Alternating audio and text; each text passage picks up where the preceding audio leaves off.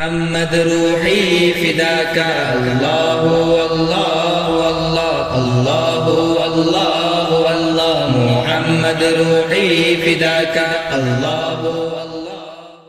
کہ ہمیں یہ پتہ چلے کہ امام جعفر صادق رضی اللہ عنہ و ارضاہ کی ذات مبارکہ کون سی ہے۔ امام جعفر صادق رضی اللہ عنہ و ارضاہ کون ہیں؟ امام جعفر صادق رضی اللہ عنہ و ارضاہ کا مقام و مرتبہ کیا ہے؟ معزز سامعین کرام، شفیق بزرگوں اور عزیز ساتھیوں، امام جعفر صادق قدس اللہ سرہ العزیز کی ذات مبارکہ یہ وہ ذات ہے کہ آپ کا اسم مبارک جعفر ہے اور آپ کا لقب کئی ہے۔ ائمہ اہل بیت اطہار میں جو ہے آپ کا امام مت کے اعتبار سے، ولایت کے اعتبار سے 6واں مقام و مرتبہ ہے اور آپ کے کئی القاب ہے، اس میں مشہور لقب ہے صادق۔ آپ کو عمومی طور پر امام جعفر صادق کہا جاتا ہے۔ معزز سامعین کرام، شفیق بزرگوں اور عزیز ساتھیوں، آپ کو صادق کیوں کہا جاتا ہے؟ آپ بولیں گے کہ ائمہ تو حضرت علی بھی ولایت کے اعتبار سے امام ہیں، حضرت امام حسن بھی ہے، امام حسین بھی ہے، امام زین العابدین بھی ہے، امام محمد باقر بھی ہے، آگے کے بھی ہے، پہلے کے بھی ہے۔ کیا نعوذ باللہ، کیا وہ صادق نہیں ہے یا سچے نہیں ہیں کہ بھئی ہمیں امام جعفر صادق سے ہی کیوں خصوصیت کے ساتھ جعفر صادق کہا جاتا ہے؟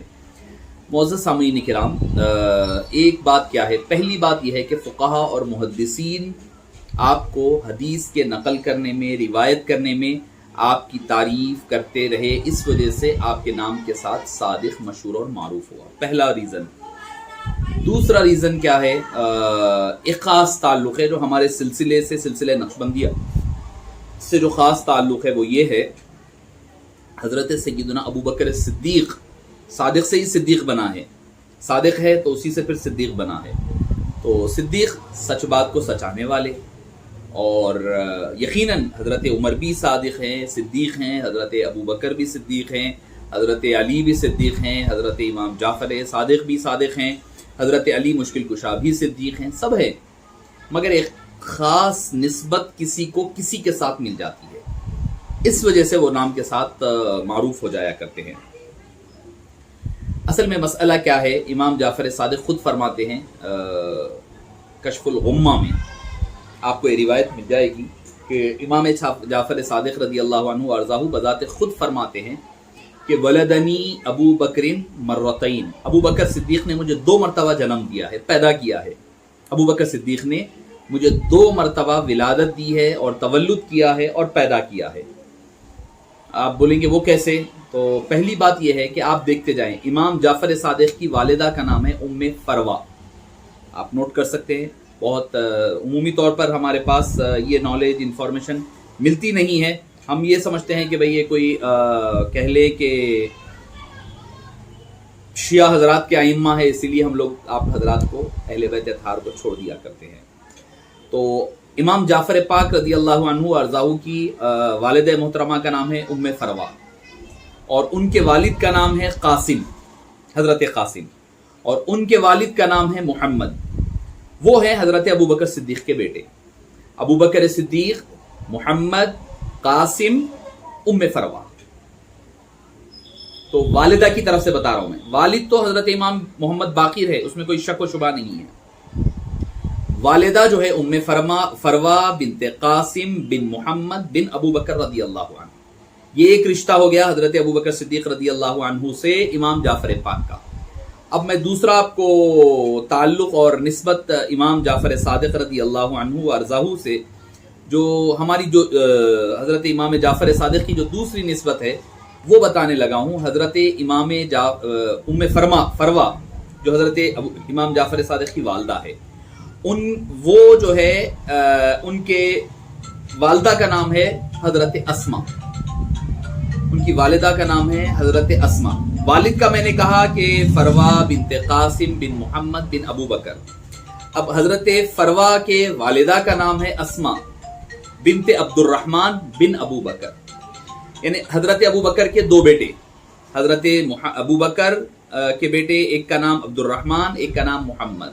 عبد الرحمن کی بیٹی کا نام ہے اسما اور ان کی بیٹی کا نام ہے ام فروا، محمد کے بیٹے کا نام ہے قاسم، قاسم کی بیٹی کا نام ہے حضرت ام فروہ، یعنی دو رشتے بھی جا کر کے حضرت سیدنا صدیق اکبر رضی اللہ عنہ وارضاہ سے مل جا رہے ہیں. اسی لیے فرماتے ولدنی ابو بکر مرتین، ابو بکر نے مجھے 2 مرتبہ جنم دیا ہے اور پیدا کیا ہے. آپ خود اندازہ لگائیے اس سے کہ حضرت امام جعفر صادق رضی اللہ عنہ وارضاہ کا مقام و مرتبہ کیسا ہے. والدہ حضرت ابو بکر کی 2 طرف سے پوتی بھی ہے، نواسی بھی، اور دونوں طرف سے پوتی ہوتی ہے رشتوں کے اعتبار سے. اور پھر آپ کے والد ماجد، ادھر ددیال کی طرف اگر آپ بڑھ جائیں تو اس سے بہتر نسب کیا ہوگا. امام جعفر صادق رضی اللہ عنہ وارضاہ سے بڑھ کر کیا خوبصورت نسب ہو سکتا ہے. امام جعفر بن محمد باقر بن امام زین العابدین بن امام حسین بن مولا مشکل کشا. آپ اندازہ لگائیے ایسا سلسلہ، ایسا حسب جس پر دنیا جہان رشک کرے، ایسا خوبصورت رشتہ اللہ تعالیٰ نے آپ کو عطا فرمایا. امام جعفر صادق رضی اللہ عنہ کی ولادت بھی مدینہ پاک میں ہوئی، وفات بھی مدینہ، شہادت بھی مدینہ پاک میں ہوئی. ولادت کے بارے میں آتا ہے کہ 17 سن ہجری، کچھ 80 سن ہجری، یا کچھ روایتیں مختلف ملتی ہے. اور شہادت کے بارے میں تاریخ پر اختلاف ہے. بعض نے کہا کہ شوال ہے، شوال نہیں، شوال واو کے تشدید کے ساتھ، اور بعض نے کہا ہے کہ رجب المرجب کی 15 یا 16 تاریخ ہے، مگر 148 سن ہجری وہ برابر ہے. تو معزز سامعین کرام، حضرت امام جعفر پاک رضی اللہ عنہ وارضاہ کے اولاد مبارکہ میں چونکہ ہمارے سلسلے سے خاص نسبت ہے، امام حضرت ابو بکر، ان کے بعد حضرت قاسم آتے ہیں، اس کے بعد آ جاتے ہیں امام جعفر صادق رضی اللہ عنہ وارضاہ. تو اس وجہ سے ایک خاص نسبت اور تعلق امام جعفر پاک سے ہے سلسلے کو بھی. تو امام جعفر صادق رضی اللہ عنہ کی اولاد مبارک میں 7 بیٹے اور 3 بیٹیاں رہی. بیٹوں میں اسماعیل، عبداللہ اور اسما بیٹی میں، جن کی کنیت ام فروہ تھی، ان کی والدہ حضرت فاطمہ بنت حسین بن علی بن حسین رضی اللہ عنہ کی طرف. چوتھے امام موسیٰ کاظم جو آپ کے بعد آپ کے جانشین بنے، محمد جو کہ دیباج کے نام سے معروف ہوئے، اسحاق، فاطمہ کبریٰ، ان کی والدہ حمیدہ بریرہ رضی اللہ عنہ رحمہ اللہ ہے، عباس، علی، فاطمہ، سغریہ، یہ آپ کے سغریہ مختلف ماؤں کے بطن سے پیدا ہونے والی اولاد کا نام ہے. معزز سامعین کرام، آپ 12 برس آپ نے اپنے دادا حضرت امام زین العابدین کے زیر تربیت اور سایہ رہے. آپ اندازہ لگائیے جن کی تربیت امام سید الساجدین اور امام زین العابدین فرمائیں، ان کے مقام و مرتبے کا اندازہ آپ خود لگا سکتے ہیں. ہماری سمجھ اور فکر سے باہر کی چیز ہے کہ اللہ تعالیٰ نے ان کو کیا نہیں شان اور عظمت عطا فرمائی ہوگی، کیا نہیں سکھایا ہوگا امام زین العابدین نے. جب آپ کی وفات ہوئی تو اس کے بعد 19 برس تک آپ اپنے والد امام محمد باقر کی خدمت میں رہے اور تربیت میں رہے. اس کے علاوہ آپ نے اپنے نانا جان قاسم بن محمد سے بھی علوم حاصل کیے. بعض نے آپ کو تابعی کہا، بعض نے تبع تابعی کہا. حضرت انس بن مالک رضی اللہ عنہ وارضاہ سے آپ نے شرف تلمذ حاصل کیا ہے. آپ کے مناقب میں آتا ہے کہ ایک مرتبہ کوئی ضرورت مند آپ کے پاس آ گیا اور آ کر آپ کو پوچھنے لگا کہ بھئی امام جعفر صادق مجھے کچھ چاہیے. تو اسے آپ نے 400 درہم عطا کیے، 400 درہم، جنہیں لے کر وہ جانے لگا شکریہ ادا کرتے ہوئے. تو امام جعفر پاک نے اسے بلا کر فرمایا سب سے بہترین صدقہ وہ ہے جو آدمی کو بے نیاز کر دے. آپ نے فرمایا کہ تجھے میں تو 400 درہم دیا ہوں مگر تیری ضرورت اس کے علاوہ ہے. آپ نے ایک قیمتی ترین انگوٹھی اتار کر کے ان کو دے دی اور آپ اس شخص نے فرمایا یہ لے جا کر کے 10,000 درہم میں اسے خرید لے. تو گیا اور جا کر کے اس نے بیچ لیا.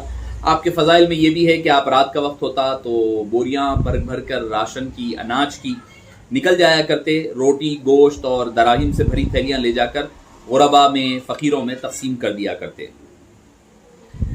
معزز سامعین کرام، ایک مرتبہ چونکہ آپ کے جو اخلاق و کردار، ہمارے پاس کیا ہوتا ہے، صوفی بولتے ہیں ہم کرامات ڈھونڈنے لگتے ہیں.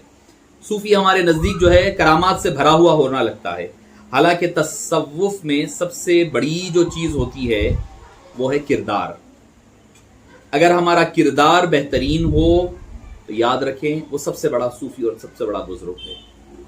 التصوف کلہ ادب، اخلاق و کردار کے اعتبار سے جو سب سے بلند ہے وہ سب سے بڑا صوفی ہے. صرف علوم و فنون کا نام تصوف نہیں ہے. ہم بولنا آ گیا ہے، بول رہے ہیں، اس کا نام تصوف نہیں ہے. آپ لوگوں کے ساتھ کیسے رہتے ہیں، اس کا حقیقی نام تصوف ہوتا ہے۔ امام جعفر پاک کے پاس ایک مرتبہ ہوا یہ کہ ایک حاجی آیا تھا، سفر کرتے ہوئے حاجی تھا، حج کرتے ہوئے اس نے آیا اور آ کر مدینہ پاک میں آپ سو گیا، اور جب آنکھ کھلی تو اس کو شبہ ہوا کہ اس کے بیگ میں جو ہے 1000 درہم دینار کی تھیلی تھی، 1000 دینار۔ اس نے ادھر دیکھا، کسی کو نہیں پایا، اور مسجد نبوی کے گوشے میں امام جعفر پاک بیٹھے ہوئے ہیں، نماز پڑھیں۔ وہ آپ کو بالکل نہیں پہچانتا تھا، آپ کے پاس آ کر کہنے لگا، اے اللہ کے بندے، تو نے میری جو تھیلی لی ہے 1000 دینار کی، مجھے واپس کر دے۔ حالانکہ اس کی وہ تھیلی اپنے بیگ ہی میں تھی، امام جعفر پاک میں، وہ کہاں لینے والے کہاں، وہ تو دینے والے لوگ تھے۔ اب ہو گیا کیا کہ آپ نے کہا کتنے تھے پیسے؟ اس نے کہا 1000 دینار تھے۔ دینار کس کو کہے؟ سونے کی اشرفی۔ آج کے دور کے حساب سے ایک اشرفی کا، ایک دینار کا جو ویٹ ہوتا ہے 4.27 گرامز ہوتا ہے، 4.27 گرامز آف گولڈ آج کے دور کا ایک دینار ہوتا ہے۔ 1000 دینار آپ اندازہ لگا لیجئے، اندازہ لگائیے۔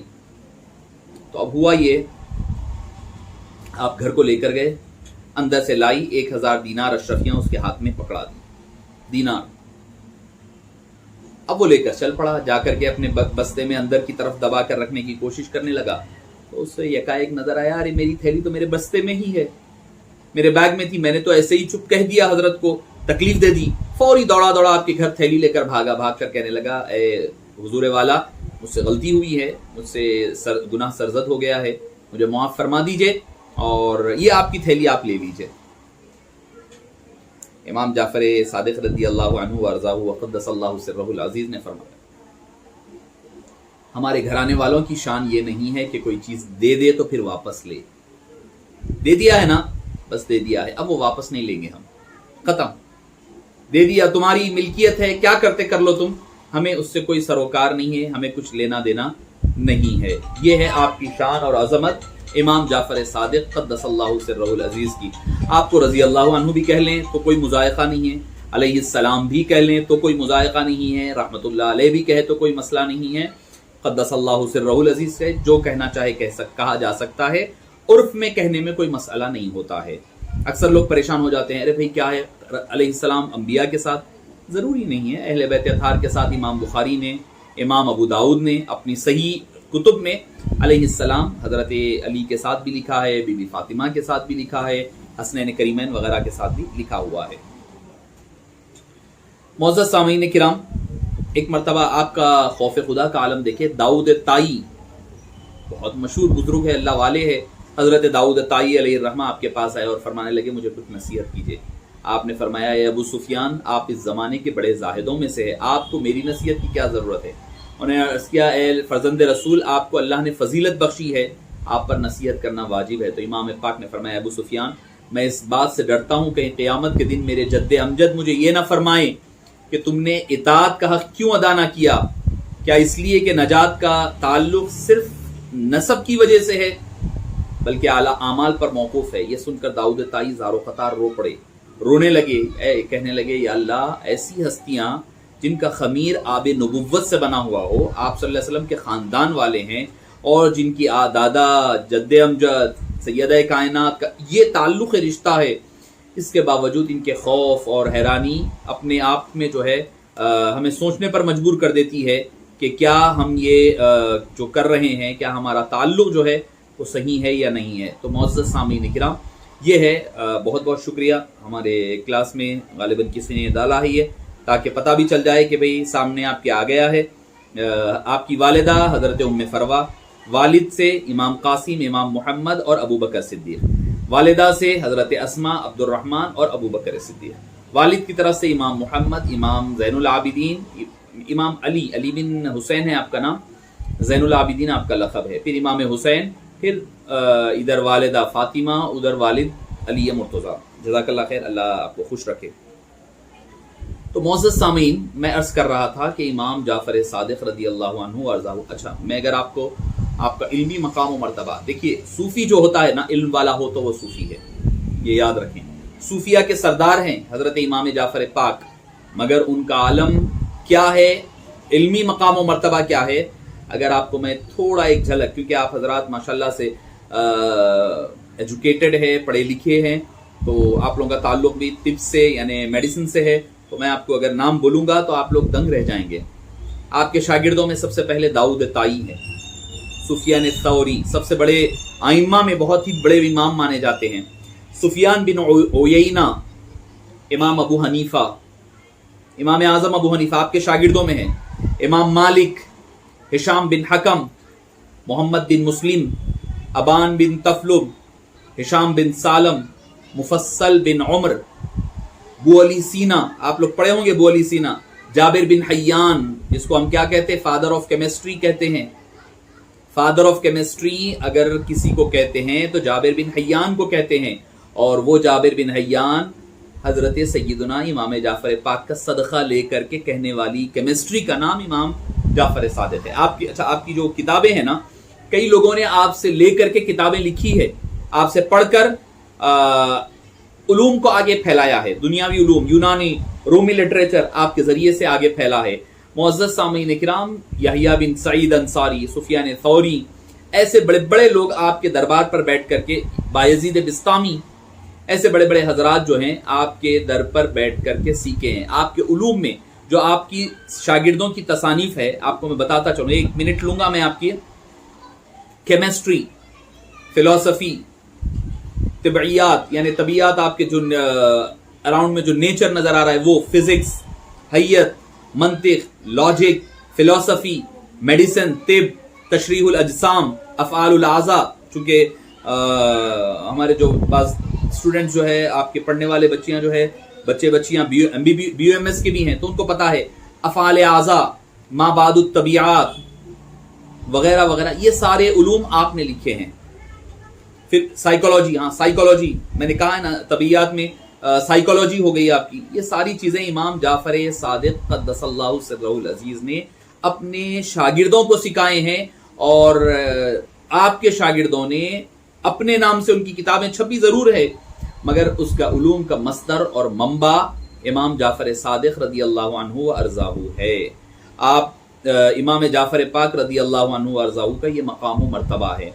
معزز سامعین کرام، آپ کے دیے ہوئے پڑھائے ہوئے اسباق میں سے امام علی مقام کے کیمسٹری پر 500 رسالوں کو جابر بن حیان نے ایک مفصل مضمون جمع کیا، 500 رسالوں کو جمع کر کے۔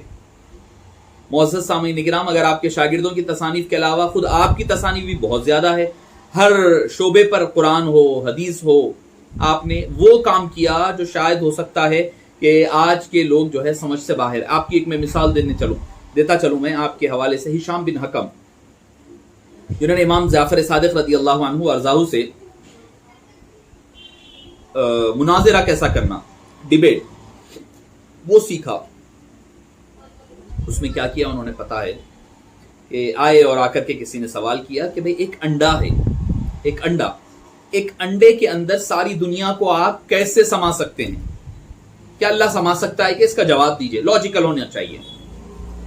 آپ کے پاس آئے امام جعفر پاک کے پاس، تو آپ انتظار کرنے لگے، سوچ کر فرمایا ٹھیک ہے، ابھی تو رات کا وقت ہے، جب صبح ہو جائے گی نا تو تم صبح مجھ سے ملنا۔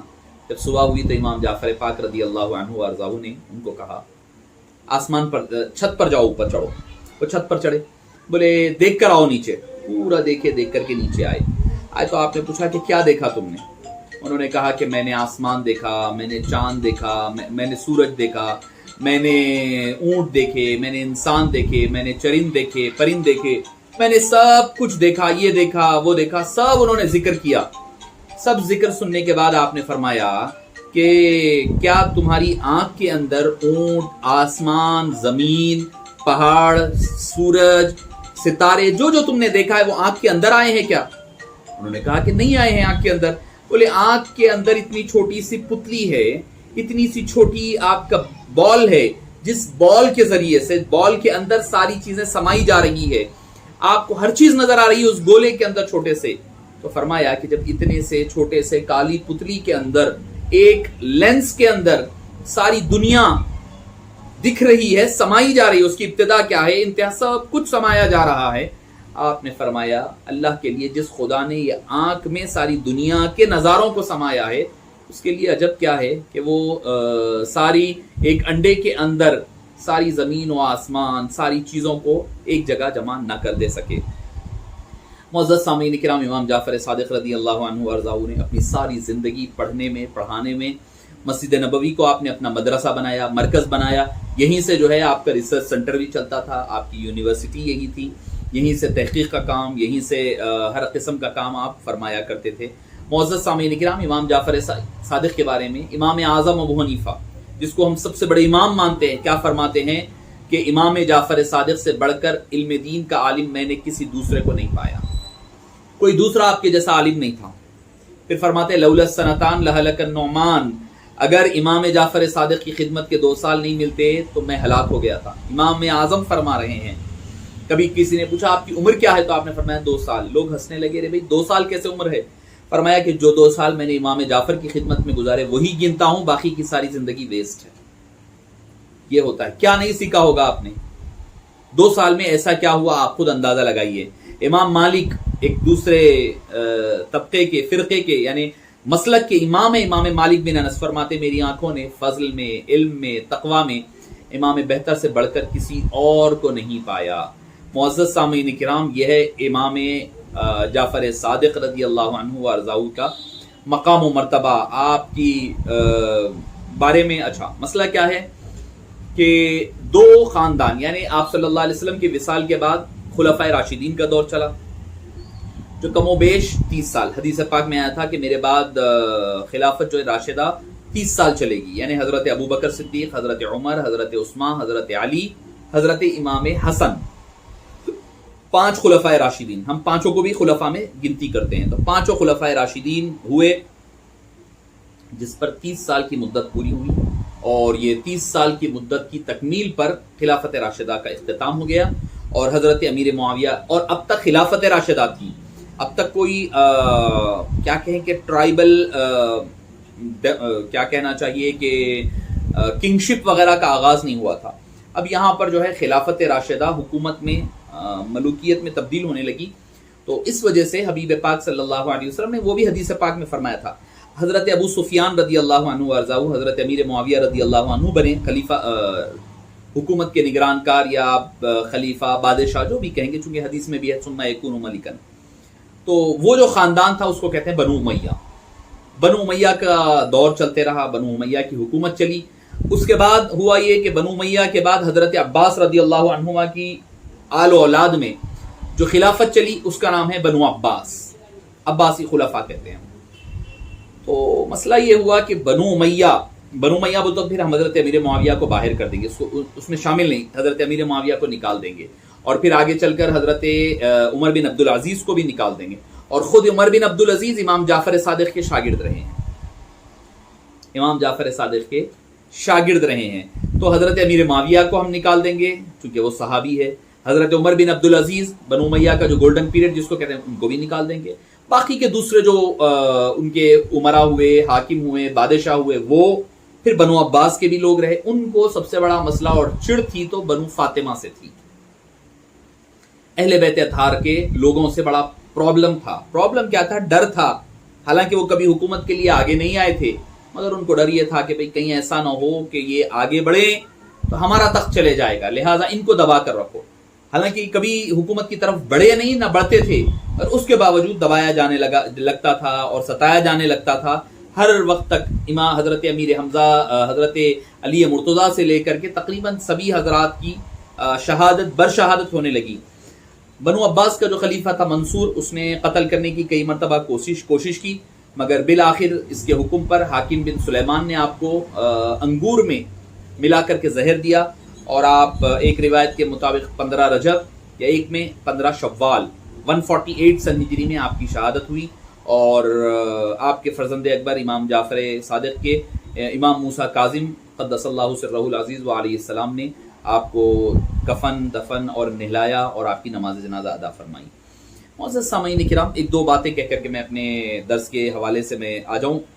دیکھیے، امام جعفر صادق رضی اللہ عنہ وارضاہ کی ہم خود بچپن سے دیکھے ہیں، اور کئی اکابرین سے بھی پڑھے ہیں۔ خود میں نے پیر ابو البرکات پیر خلیل اللہ شاہ صاحب علیہ رحمت و رضوان کے ساتھ میرے رشتہ داروں کے ہاں، ہمارے پھوپھی کے ہاں جو ہے باضابطہ طور پر جو اہتمام ہوتا تھا کنڈوں کی نیاز کا، اس میں آپ کو شرکت فرمایا کرتے تھے۔ یہ ایک ایصال ثواب کے لیے ہے۔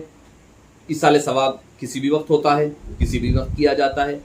اگر کسی اور کے پاس کسی اور ضرورت طریقے کے تحت کیا جا رہا ہے تو ان کا اپنا پرابلم ہے۔ کوئی شیعہ حضرات کر رہے ہیں، جیسا کہتے ہیں کہ حضرت امیر معاویہ رضی اللہ عنہ وارضاہ کے غم کی خوشی منانے کے لیے کرتے ہیں، تو بعض لوگوں نے حضرت امیر معاویہ رضی اللہ عنہ کی وفات کے بارے میں بھی کہا کہ 4 رجب 68 سن ہجری، بعض نے کہا کہ 22 رجب المرجب۔ ٹھیک ہے، کوئی مسئلہ نہیں ہے، کوئی ہمارے پاس اہل بیت میں اور صحابہ میں کوئی فرق نہیں ہے، یعنی دونوں بھی ہمارے لیے عزیز ہے، دونوں ہمارے لیے ضروری ہے۔ تو اگر کوئی 22 رجب کو کنڈوں کی نیاز کے ساتھ حضرت امیر معاویہ رضی اللہ عنہ کی فاتحہ کوئی ملا لے، مسئلہ یہ ختم ہو جائے گا۔ آپ بولیں گے بھائی حضرت امام جعفر صادق نہ اس دن پیدا ہوئے، نہ اس دن آپ کی ولادت وفات ہے، تو کیوں دلاتے ہیں ہم فاتحہ؟ تو معزز سامعین کرام، ایصال ثواب کسی بھی دن ہو سکتا ہے، ہوتا بھی ہے۔ 11ویں شریف ہم بڑے پیر کی کرتے ہیں، 11 کے دن نہ آپ کا یوم وصال ہے، نہ آپ کی یوم وفات ہے، مگر ہم اسی دن جو ہے فاتحہ دلایا کرتے ہیں حضرت غوث پاک رضی اللہ عنہ وارضاہ کی۔ تو بعض جو کتب ہے جیسے منہاج الصالحین اور حضرت امام محی الدین ابن ابو بکر البغدادی اور کشف الاسرار سیدنا عبداللہ بن علی الاصفہانی اور دوسری کتابیں ہیں جس میں یہ لکھا ہے کہ دراصل امام جعفر صادق رضی اللہ عنہ وارضاہ کو 122 سن ہجری 22 رجب کی رات یعنی 21 کا دن جب گزر گیا تھا، 22ویں شب اللہ تعالیٰ نے مقام غوثیت کبریٰ عطا فرمایا۔ اس وجہ سے ہمارے اکابرین نے 22 رجب کے دن اہتمام کیا کرتے ہیں۔ اگر کوئی نہیں کرتا ہے تو کوئی گناہ نہیں ہے، اس کے لیے کوئی خیر نہیں ہے کہ بھئی اتنے دن ہو، اتنے لوگ ہو، ایسا ہو، یہ برتن ہو، یہ سب ضروری بات نہیں ہے۔ اگر آپ دلاتے ہیں دلائیں، نہ دلاتے ہیں تو کوئی مذائقہ نہیں ہے۔ اور جب ہم فاتحہ دلاتے ہیں تو پھر سارے لوگوں کو ہم شامل کر لیا کرتے ہیں۔ تو یہ تھے مختصر سے احوال حضور سیدنا امام جعفر پاک رضی اللہ عنہ وارضاہ کے۔ آئیے ہمارے جو کلمات نقشبندیہ ہے 11 principles of Naqshbandi Sufi order جو ہے، آئیے اس کی طرف ہم بڑھتے ہیں۔ میں نے آپ سے پہلی گزشتہ نشستوں میں کہا تھا، میں نے کیا تھا کہ ہوش دردم، نظر بر قدم، سفر در وطن، خلوت در انجمن، یاد کر باز گشت۔ غالباً میں سمجھتا ہوں کہ یہاں تک رکا تھا یا پھر کہیں اور تک میں نے اگر بات کہی تھی تو آپ حضرات مجھے یاد دلا دے سکتے ہیں۔ مجھے جو یاد ہے وہ یہ ہے کہ شاید میں باز گشت تک مکمل کیا ہوں، اگر ایسے ہی ہے تو مجھے، ورنہ نہیں، اگر نہیں کیا تھا میں تو آپ حضرات جو ہے مجھے اس کی یاد دہانی کر دے سکتے ہیں بلا جھجک۔ تو دیکھیے اس میں ہمارے پاس نقشبندی صوفی آرڈر میں جو ہے حضرت سیدنا خواجہ عبد الخالق گجدوانی کہتے بعض مگر ہے گجدوانی علیہ الرحمٰن، یہ 8 کلمات جمع کیے: ہوش دردم، نظر بر قدم، سفر در وطن، خلوت در انجمن، یاد کر باز گشت، نگہداشت، یادداشت، یہ 8 ہو گئے۔ البتہ اس میں جو ہے 3 کلمات ہمارے سرخیل نقشبند سیدنا امام خواجہ بہاؤالدین نقشبند قدس اللہ سرہ العزیز نے 3 اضافہ فرمائے ہیں: وقوف زمانی، وقوف عددی، وقوف قلبی۔ یہ 3 چیزیں امام خواجہ بہاؤالدین نقشبندی علیہ رحمۃ الرضوان نے اضافہ فرمائے، تو 8 + 3 11 ہو جاتے ہیں۔ ان کلمات کو حضرات نقشبندیہ کو حضرت قاضی ثناء اللہ پانی پتی علیہ رحمہ کون تھے پتہ ہے؟ تفسیر مظہری جنہوں نے لکھی ہے۔ آپ کون ہیں؟ قاضی ثناء اللہ پانی پتی مظہر جانے جانا رحمۃ اللہ علیہ کے خلیفہ ہے۔ دیکھیے تفسیر قرآن کریم کی ہندوستان کی سب سے پہلی عربی تفسیر ہے۔ لکھے آپ، لکھ کے کیا کرے؟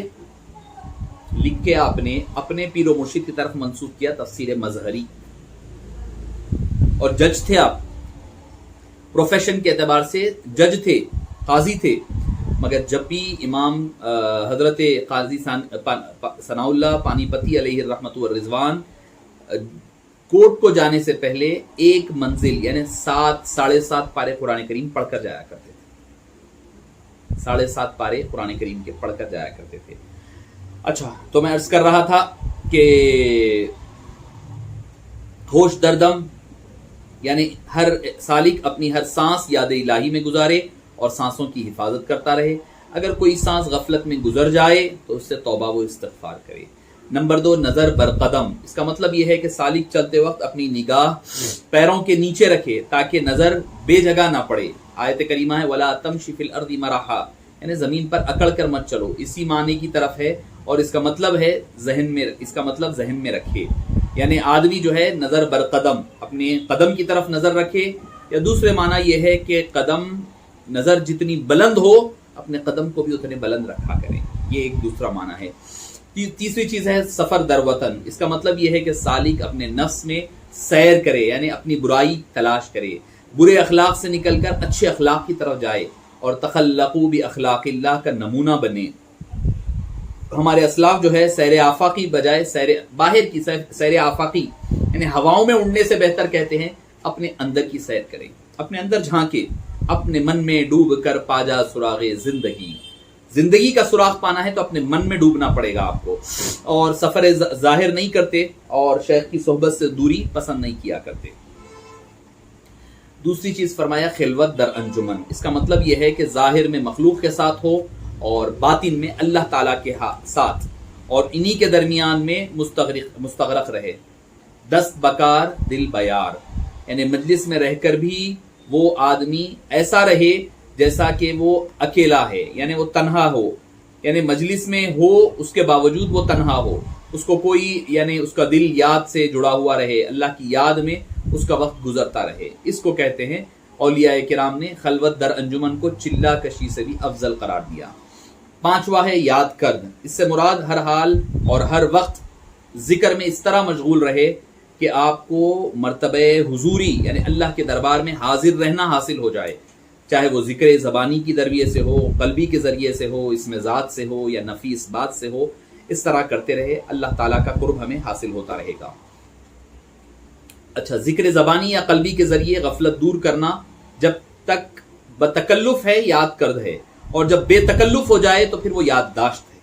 نیکسٹ جو آئے گا آپ کے لیے، ہمارے مشائخ کرام فرماتے ہیں کہ ذکر سے اسم مبارک اللہ کہنے والا ہو جائے ایسے طور پر کہ خواب و بیداری، حرکات و سکنات میں اس میں سستی نہ ہو، اور ہر کام پیر کی مکمل تلقین و توجہ کے بغیر نہ کیا کرے۔ مجھے ذکر قلبی یا نفیس بات آئی تو مجھے ایک بات یاد آئی ابھی گزشتہ جیسے میں نے عرض کیا کہ میں نے حضرت جنید بغدادی قدس اللہ سرہ العزیز کی کانفرنس میں گیا تھا، تو وہاں پر ایک بات یاد آئی، بڑی پیاری تھی۔ آپ سے آ کر کے کسی نے پوچھا کہ اے حضرت، ہم آپ کو دیکھتے ہیں آپ جو ہے اللہ کا ذکر زیادہ کرتے ہیں، لا الہ الا اللہ کا کم کرتے ہیں۔ آپ نے فرمایا بابا مسئلہ کیا ہے کہ اللہ کہتا ہوں تو شروع کرتا ہوں تو اللہ کے نام سے شروع کرتا ہوں، اگر میں لا الہ الا اللہ کہوں گا تو لا الہ یہاں تک جا کے الا 4 حروف کہہ کے اللہ کہنا پڑتا ہے۔ کہنے لگے کہ اگر ایسا نہ ہو کہ میں لا کہوں اور میری روح قبض ہو جائے، روح نکل جائے، فرماتے ہیں کہ میں نہیں چاہتا کہ اللہ کے دربار میں کہیں میرا ایمان ہاتھ سے چلا جائے، اسی لیے میں لا الہ الا اللہ کی بجائے اللہ کو زیادہ فوقیت دیتا ہوں۔ 6ویں چیز ہے باز گشت، اس کا مطلب یہ ہے کہ اس دوران ذکر تھوڑی تھوڑی دیر سے یہ ذکر کرتا رہے، الہی مقصود من توئی و رضائے تو، محبت و معرفت خود بدے، یہ کہتا رہے انسان۔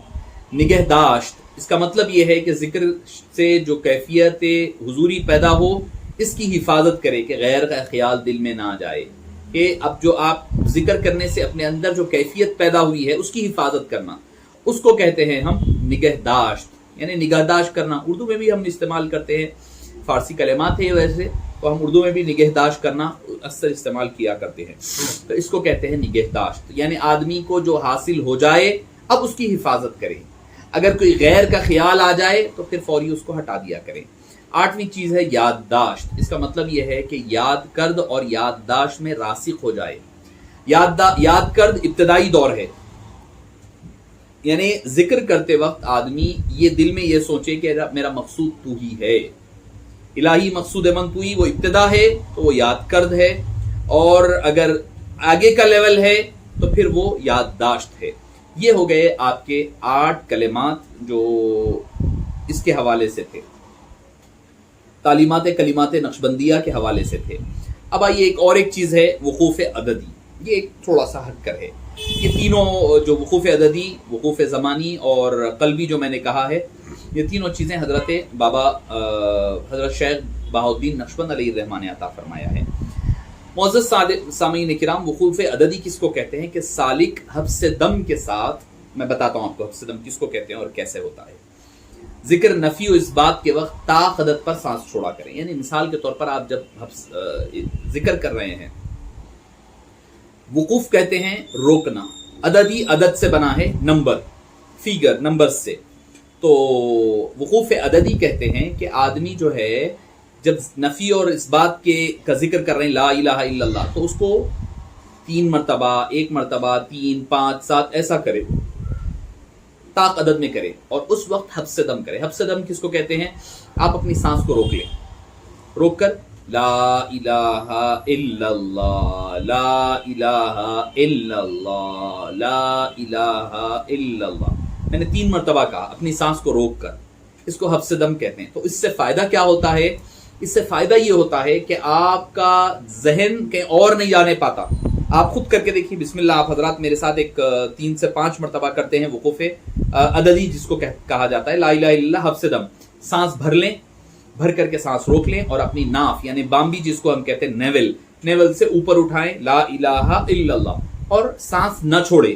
جب 3 مرتبہ پورا ہو جائے یا 5 مرتبہ ہو جائے تو اس کے بعد آپ جو ہے اپنی سانس کو چھوڑ سکتے ہیں. بسم اللہ تھوڑی دیر پریکٹس کرتے ہیں، 5 منٹ تھوڑی دیر اس پر. لا الہ الا اللہ، لا الہ الا اللہ، لا الہ الا اللہ، لا الہ الا اللہ، لا الہ الا اللہ. یہ میں نے 5 مرتبہ کیا ہے. یعنی اس سے ہوتا یہ ہے کہ حضرت علاء الدین عطار علیہ الرحمٰن نے فرمایا کہ زیادہ ذکر کرنا شرط نہیں، جو کچھ کرے وقوف کے ساتھ کرے.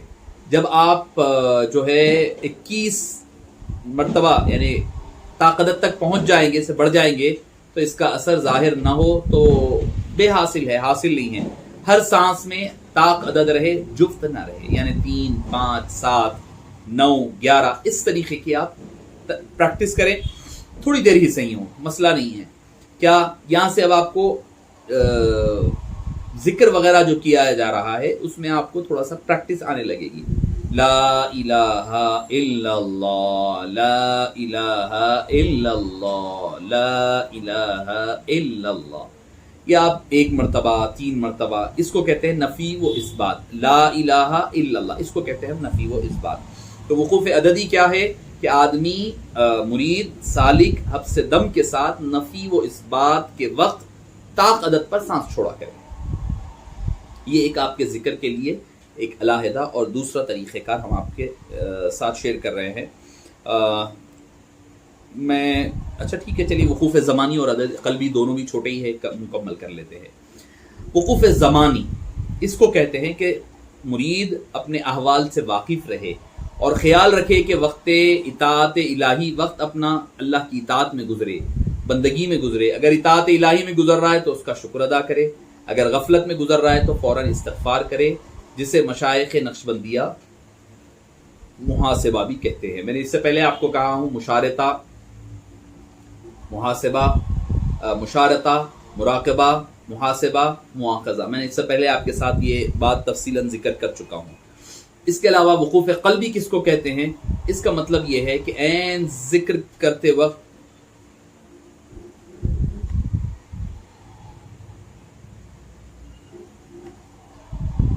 تو معزز سامعین کرام، اس کا وقوف قلبی کا مطلب یہ ہے کہ عین ذکر کے وقت جو ہے ذاکر قلب کو بے خبر ہونے نہ دے اور قلب کی طرف متوجہ بھی رہے. ایسا نہ ہو کہ بھئی آپ کا قلب کہیں اور ہے، آپ ذکر میں کہیں اور لگے ہوئے. نہیں، اللہ تعالیٰ کے اس ارشاد میں وقوف قلبی کی طرف اشارہ ہے. یا ایھا الذین آمنوا اذکروا اللہ ذکرا کثیرا، اے ایمان والو جب تم ذکر کرو تو مکمل طور پر یکسوئی کے ساتھ، کثرت کے ساتھ ذکر کرو. یعنی آپ ذکر کرے تو آپ کا قلب بھی اپنے قبضے میں رہے. قلب قبضے میں کرنا اصل کمال وہ ہوتا ہے کہ وقوف عددی میں طاق عدد میں آپ کو سانس لینی ہے، وقوف عددی اپنے احوال سے واقف رہے، وقوف قلبی اپنے قلب سے بے خبر نہ رہے. تو یہ تھے ہمارے 11 جو کلمات نقشبندیہ ہم جس کو کہتے ہیں، آج یہ ہمارے کلمات نقشبندیہ مکمل ہوئے ہیں۔ آپ حضرات کا اگر کوئی سوال ہے تو آپ حضرات سوال کر لیں انشاءاللہ العزیز۔ آئندہ جو ہماری درس تصوف کی کلاس ہوگی انشاءاللہ العزیز، اس میں ہم جو ہے لطائف خمسہ کی طرف بڑھیں گے، جو ہم قلب تو کرتے ہیں، اس کے بعد ایک ایک جو ہے ہم سٹارٹ کریں گے، یعنی روح ہے، سر ہے، خفی ہے، اخفا ہے، انشاءاللہ العزیز اس کے اوپر ہم جو ہے تفصیل کے ساتھ گفتگو کرنے لگیں گے انشاءاللہ العزیز۔